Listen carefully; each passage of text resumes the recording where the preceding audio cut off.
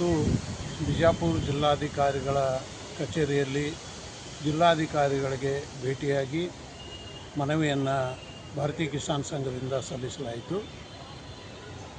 ಈಗಾಗಲೇ ಆಲಮಟ್ಟಿ ಡ್ಯಾಮಿಗೆ ಮತ್ತು ರಾಜ್ಯದ ಇನ್ನೂ ಉಳಿದ ಡ್ಯಾಮ್ಗಳಿಗೆ ನೀರು ಬರ್ತಾ ಇದ್ದು, ಆಲಮಟ್ಟಿ ಡ್ಯಾಮು ಅರೌಂಡ್ 50ರಿಂದ 60% ಇವತ್ತು ಭರ್ತಿಯಾಗಿದೆ.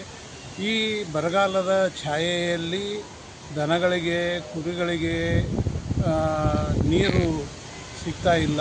ಅದರ ಸಲುವಾಗಿ ಬಿಜಾಪುರ ಜಿಲ್ಲೆಯ ಹಾಗೂ ಸುತ್ತಮುತ್ತಲಿನ ಎಲ್ಲ ಜಿಲ್ಲೆಗಳ ಕೆರೆಗಳಿಗೆ ನೀರು ತುಂಬಿಸುವ ಕಾರ್ಯ ನಿಧಾನಗತಿಯಲ್ಲಿ, ಮಂದಗತಿಯಲ್ಲಿ ನಡೀತಾ ಇದ್ದು, ಅದಕ್ಕೆ ಇನ್ನೂ ಹೆಚ್ಚಿನ ವೇಗ ಕೊಡಬೇಕಂಥೇಳಿ ಜಿಲ್ಲಾಧಿಕಾರಿಗಳಿಗೆ ವಿನಂತಿಯನ್ನು ಮಾಡಿಕೊಂಡಿದ್ದೀವಿ. ಮತ್ತು ಎಲ್ಲ ಕಾಲುವೆಗಳ ಮುಖಾಂತರ ಕೊನೆಯವರೆಗೂ ನೀರನ್ನು ಹರಿಸಬೇಕಂಥೇಳಿ ಒಂದು ವಿಷಯವನ್ನು ಇಟ್ಟಿವಿ.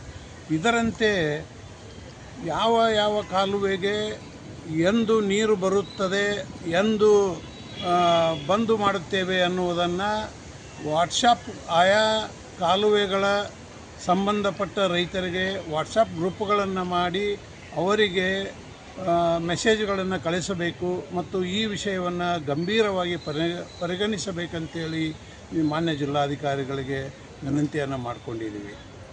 ಮತ್ತು 524ಕ್ಕೆ ನೀರನ್ನು ನಿಲ್ಲಿಸಲು ಕಾರ್ಯವನ್ನು ಹಮ್ಮಿಕೋಬೇಕು, ಸರ್ಕಾರಕ್ಕೆ ಈ ಒಂದು ವಿಷಯವನ್ನು ತಿಳಿಸಬೇಕಂಥೇಳಿ ನಾವು ಅವರಲ್ಲಿ ಮನವಿಯನ್ನು ಮಾಡಿದ್ದೀವಿ.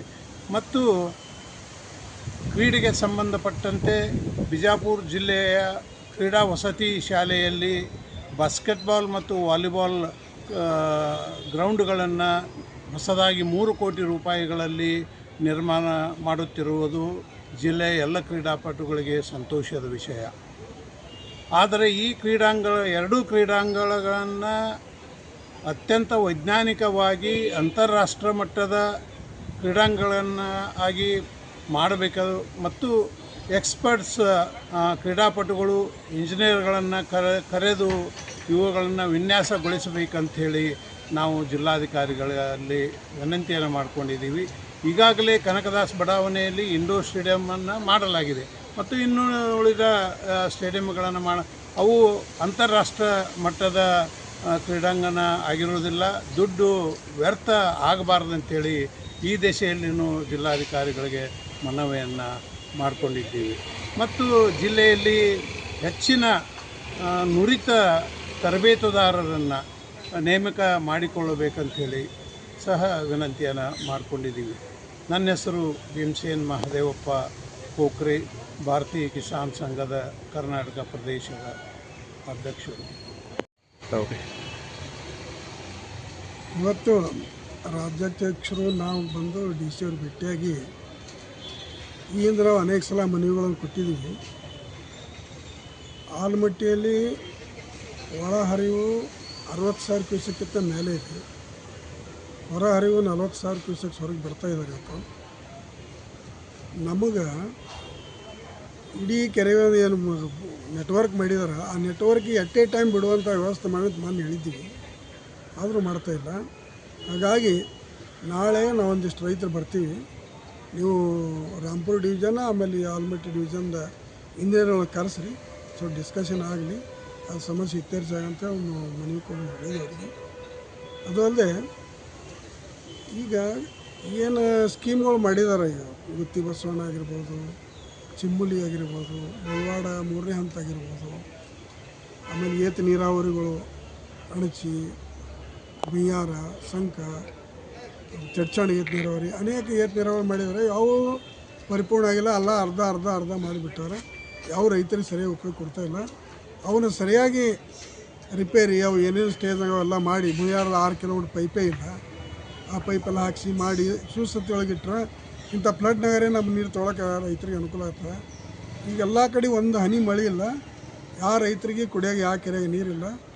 ಆ ಭಾಗದ್ದು ಈ ಭಾಗದ ಎಲ್ಲ ಕೂಡಿಸ್ಬಿಟ್ರೆ ದೌಡ ಆಗ್ತದೆ. ಅದಕ್ಕೆ ಅವನ್ನ ಸುಸ್ಥಿತಿ ಒಳಗೆ ಇಡ್ಲಿಕ್ಕೆ ಯಾಕೆ ಅವ್ರ ಕ್ರಮ ತೊಗೊಂಡಿಲ್ಲ. ಆಲಮಟ್ಟಿ 524 ಮಾಡೋಕ್ಕಂತ ನಾವು ಪ್ರಯತ್ನ ಮಾಡ್ತಾಯಿದ್ದೀವಿ. ಅದಕ್ಕೆ 1 ಲಕ್ಷ ಕೋಟಿ ಗಟ್ಟಲೆ ಬಂಡವಾಳ ಬೇಕಂತ ಹೇಳ್ತಾರೆ, ಸಬೂರು ಬರ್ತಾಯಿದ್ರೆ.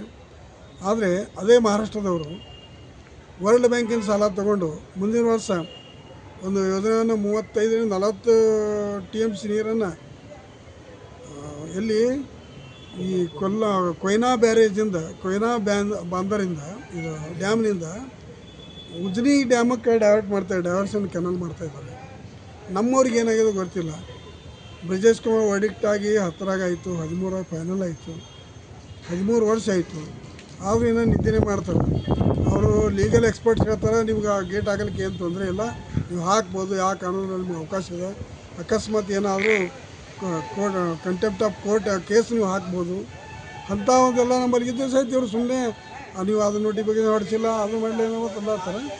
ಅದಕ್ಕೆ ಇವೆಲ್ಲ ಆಗಬಾರ್ದು. ಅದಕ್ಕೆ ನಾವು ಇದನ್ನ ಜೋಡಿ ಡಿಸ್ಕಷನ್ ಮಾಡ್ಲಿಕ್ಕೆ ನಾಳೆ ನಾವು ಕರೆದಿದ್ದೀವಿ. ನೋಡೋಣ ಏನು ಮಾಡ್ತಾರೆ ಜಿಲ್ಲಾಧಿಕಾರಿಗಳು. ಬರೀ ನಮ್ಮ 3 TMC ನೀರಿಂದ ನಾವು ಅಲೋಕೇಶನ್ ಮಾಡೇ ಇರ್ತೀವಿ ಕುಡಿ ನೀರು ಸಲುವಾಗಿ. ಒಂದು 5-6-7 TMC ಆದ್ರೆ ಮಾಡಿದ್ರೆ ಮಾತ್ರ ಸರಿ ಆಗ್ತದೆ. RC ಅವ್ರಿಗೆ ಪತ್ರ ಬರೀತದೆ, ಬರ್ದವ್ರಲ್ಲ ಗೊತ್ತಿಲ್ಲ. ಏನು ಮಾಡ್ತಾರೋ ನಾಳೆ ರೈತರು ಬರ್ತಾರೆ, ಇಂಜಿನಿಯರ್ ಕರೆಸ್ತಾರೆ ಅಂತ ಹೇಳಿದ್ದಾರೆ. ನೋಡೋಣ, ಅಕಸ್ಮಾತ್ ಅವ್ರು ಏನು ಮಾಡಿ ರೆಸ್ಪಾನ್ಸ್ ಮಾಡಲಿಲ್ಲ ಅಂದರೆ ಮುಂದಿನ ದಿನಮಾನದೊಳಗೆ ಶೀಘ್ರದಲ್ಲೇ ಒಂದು ಮೀಟಿಂಗ್ ಕರೆದು ನಾವಿಲ್ಲಿ DC ಆಫೀಸ್ ಜೆಂಡಾ ಹೊಡಲಿಕ್ಕೆ ನಾವು ತಯಾರಾಗ್ತೀವಿ. ಹೆಸರು ಗುರುನಾಥ್ ಶಂಕರ್ ಬಗಲಿ, ಭಾರತೀಯ ಕಿಸಾನ್ ಸಂಘ ರಾಜ್ಯ ಕಾರ್ಯಕಾರಿ ಸದಸ್ಯರು.